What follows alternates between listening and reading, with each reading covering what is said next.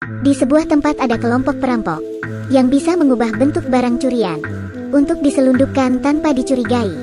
Film ini tentang emas diambil dari pengawasan polisi. Judulnya, Inside Man Most Wanted. Di masa Perang Dunia II dulu, tentara Amerika berhasil menyita berton-ton emas.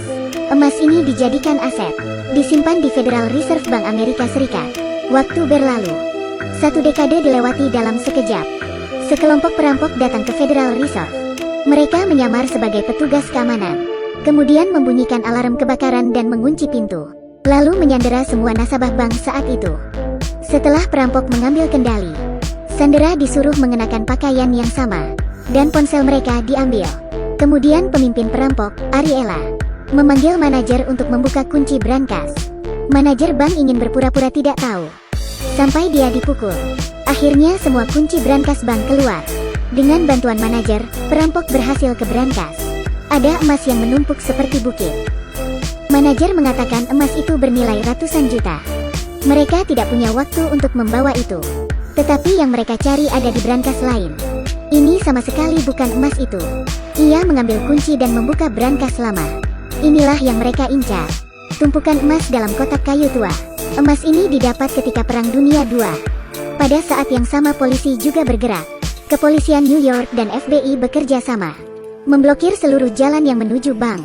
Negosiator terbaik di New York, Brin, bergegas ke bank. Hanya dalam data penyelidikan polisi, saat mempelajari cara menyelamatkan para sandera, Ariela diam-diam membukanya sendiri. Brankas bank 392, masukkan beberapa barang. Kembali ke brankas, dan arahkan bawahan membawa emas keluar. Pada saat ini, Remy meminta negosiasi di dalam bank. Ariela menjawab telepon dengan tenang, lalu meminta polisi membawa 2 mobil lapis baja. Jika belum ada dalam waktu 8 jam, mereka akan melukai para sandera. Polisi dan FBI hanya bisa menyetujuinya. Kemudian mereka mencoba berbaik hati, memberi mereka air mineral, sekaligus memanfaatkannya. Dia berbicara beberapa patah kata dengan Ariela. Hanya dengan beberapa kata, Remy sadar bahwa Ariela dan kelompoknya tidak merampok bank begitu saja. Ada hal lain yang tersembunyi. Setelah kembali, Remy berdiskusi dengan Brin, mencari informasi kelompok perampok ini. Berdasarkan topeng yang dipakai Ariela, polisi menemukan informasi yang berkaitan. Ada perampokan berlian bertahun-tahun yang lalu. Itu adalah sensasi, meskipun perampok ini melarikan diri. Beberapa tahun kemudian polisi menangkap seorang penjahat. Dia mengaku sendiri bahwa berpartisipasi dalam perampokan berlian. Juga mengakui siapa bos mereka. Bos itu mendapat kotak makan siang sebulan yang lalu. Ia memiliki putra mewarisi bisnisnya. Apakah seorang bankir? Dia orang berbahaya yang disebutkan oleh FBI. Brin dan Remy berpikir perampokan bank ini itu juga direncanakan oleh komplotan itu. Menyadari lawan mereka perampok handal, Remy tidak bisa duduk diam lagi. Dia menawarkan Ariela dan kelompoknya makan siang, ingin masuk ke bank untuk memeriksa situasinya. Tetapi dia ditolak dengan kejam oleh Ariela. Sementara itu Maynard, salah satu anggota perampok, membawa saudaranya menyeret emas dengan gerobak, lalu mencairkannya di tungku. Untuk memahami situasi di dalam bank, mereka menyiapkan 2 kendaraan lapis baja. Sebagai gantinya, Ariela berjanji untuk bernegosiasi dengan Brin untuk mengkonfirmasi keamanan para sandera. Banyak mengira Ariela tidak menggunakan strategi. Setelah Brin memastikan bahwa para sandera aman dan tidak membiarkan mereka melukai sandera, Brin harus memakai pakaian sama seperti perampok dan berlagak seolah ia disandera. Kemudian Ariela memanggil Brin ke samping, berbisik padanya untuk sementara waktu. Brin sepertinya mengerti sesuatu, lalu setuju memainkan peran sandera. Remy di luar bank merasa putus asa. Dia terlalu sibuk memikirkan sandera, alih-alih menjebak para perampok. Malah mereka yang dijebak. Cepat atau lambat, dia akan pulang. Ketika Remy ingin pulang, seorang gadis dengan memar tiba-tiba melapor. Ia kenal salah satu perampok bank. Mengaku itu mantan pacarnya. Mantannya berkata dia akan merampok Federal Reserve.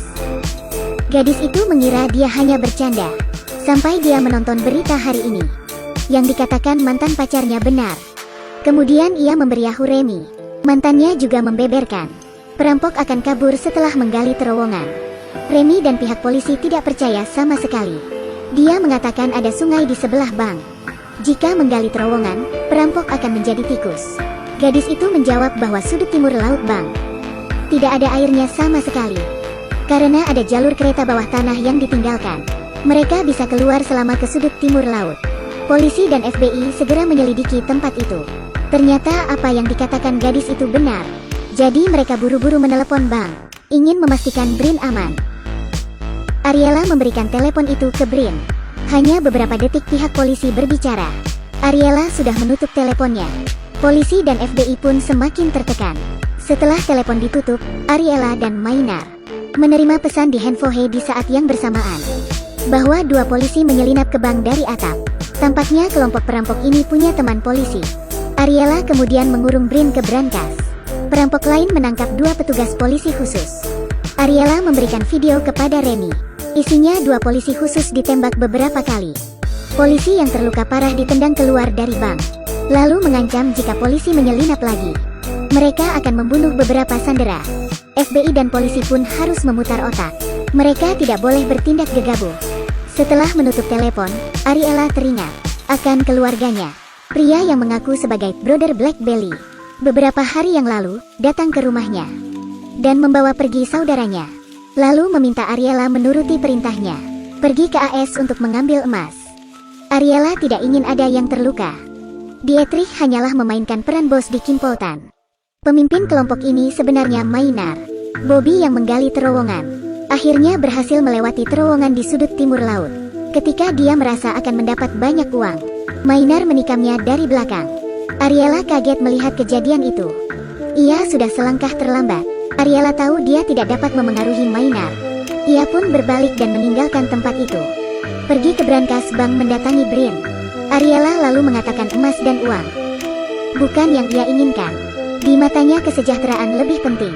Saat itu juga, Maynard memanggil Ariela. Ariela hanya dapat bekerja sama dengan Erika. Ia memberi Brin sekantong barang. Menyuruhnya membuka ketika Ariela pergi. Ariela yang pergi dengan Maynard berpura-pura berbicara tentang hal pribadi. Keduanya ke lemari besi lalu Maynard didorong masuk. Dan Ariela mengunci pintu lemari besi itu.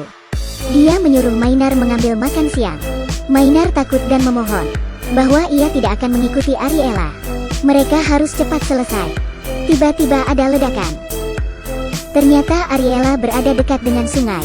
Bom sudah dipasang. Saat asap ledakan menutupi seluruh lemari besi, Ariela terdiam oleh gelombang kejut. Air sungai mengalir masuk dari celah itu. Setengah dari lemari besi dibanjiri dalam sekejap. Brin di tempat yang berbeda. Bingung harus melakukan apa. Maynard juga hanya bisa memohon untuk bantuan. Erika bergegas masuk pada saat itu. Lalu melemparkan kunci pagar ke Brin. Ia tidak peduli pada Maynard dan langsung pergi. Polisi dan FBI yang mendengar ledakan dari bank bergegas masuk ke dalam bank. Sandera dan perampok mengenakan pakaian yang sama. Sehingga ketika mereka berlari keluar bank, Remy memerintahkan polisi untuk menahan mereka. Pertama harus memverifikasi identitas. Remy pun bergegas ke brankas bank dengan marah. Setelah masuk, ia menemukan Brin terperangkap di air dengan Maynard. Dia ingin membantu Brin membuka pintu pagar. Tetapi Maynard lebih dulu berhasil.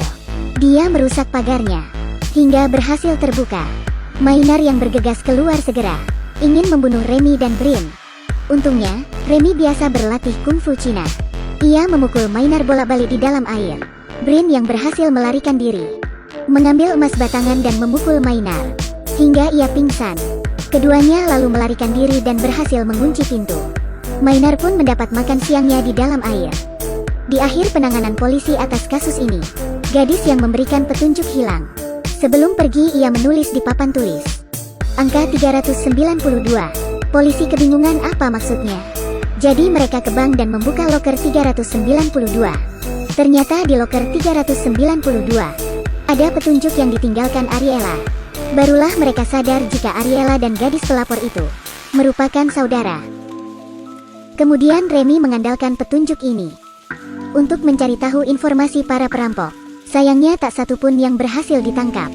Pemimpin kantor polisi untuk kepentingannya mengumumkan nilai internal Federal Reserve. Emas batangan senilai 250 miliar dolar AS masih ada. Faktanya, emas batangan itu telah lama menghilang. Polisi juga tidak menemukan tubuh Ariela. Kasus ini pun ditutup dengan hilangnya Ariela. Setelah beberapa hari penyelidikan tanpa tidur, Akhirnya Remy tahu perampok mengambil emas batangan. Dilebur dan dibuat ulang menjadi pagar berongga. Dengan ledakan pagar asli bank pun hancur. Pagar emas dan kuningan dicampur bersama. Lalu perampok berpura-pura menjadi pembersih.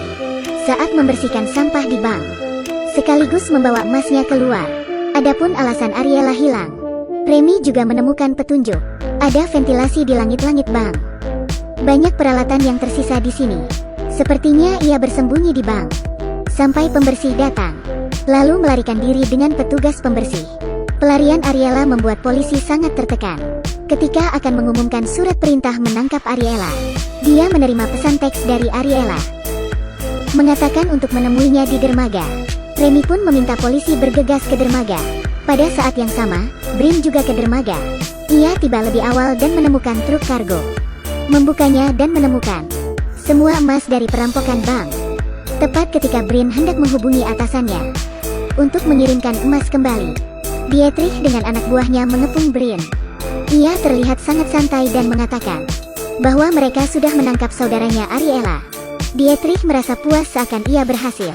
Tanpa tahu sebenarnya, Ariela membawa penggantinya untuk ditangkap, dan dia bisa pergi dengan uang. Tetapi Dietrich menghadapi Brin dengan arogan sampai berbicara tanpa henti. Remy dan pihak kepolisian akhirnya tiba. Orang yang mengambil barang curian pun tertangkap. Di akhir cerita, adik laki-laki Ariela dibunuh oleh bawahan Dietrich. Tetapi Ariela mengandalkan kecerdasannya sendiri dan mengirim Dietrich ke penjara. Sejauh ini kasus pun berakhir diselesaikan. Kisah ini memberitahu bahwa kita harus memiliki batas untuk menghasilkan uang dengan cara yang legal. Jika tidak, Anda tidak bisa membersihkan diri dalam hidup. Oke, itu saja untuk ulasan hari ini. Jika kamu suka, follow aku dan sampai jumpa.